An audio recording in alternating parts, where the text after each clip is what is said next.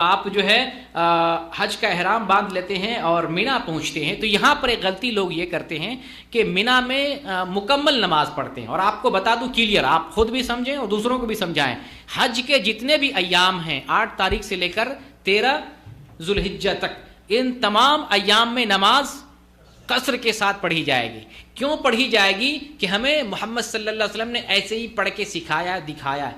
کیا عجیب بات نہیں ہے، تعجب کی بات نہیں ہے کہ جنہوں نے دین دیا ہے اور جن سے محبت کا ہم دم بھرتے ہیں، اور بلکہ جو ہے بعض لوگ تو یہ سمجھتے ہیں کہ نبی سے محبت کرنے والے ہم ہی، دوسرا کوئی ہے نہیں، اور جب سنت بتائی جائے تو سب سے پیچھے رہنے والا وہی ہے۔ نبی کی سنت سے پیار نہیں ہے، بس نام لیتے ہیں۔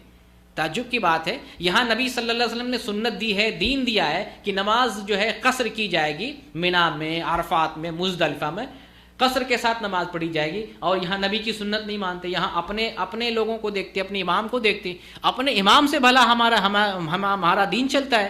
یہ جو ہم سب کے امام ہیں، امام الانبیاء ہیں، انہوں نے جو دین دیا اس پر عمل کر رہا ہے۔ آپ صلی اللہ علیہ وسلم کے ساتھ جو مکہ والے تھے انہوں نے بھی قصر سے نماز پڑھی تھی، آپ کے ساتھ جو مدینہ سے آئے تھے، جو جیزان سے آئے تھے، سعودی عرب کے دوسرے شہروں سے آئے تھے حج کرنے کے لیے، سب نے آپ کے ساتھ جو ہے قصر کے ساتھ نماز پڑھا ہے۔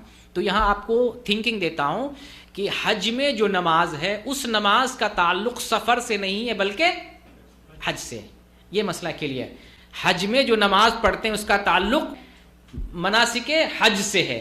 تو حج کے احکام میں سے ہے کہ حج کے دنوں میں اختصار کے ساتھ یا قصر کے ساتھ نماز پڑھی جائے گی، اس لیے قصر کے ساتھ نماز پڑھیں گے۔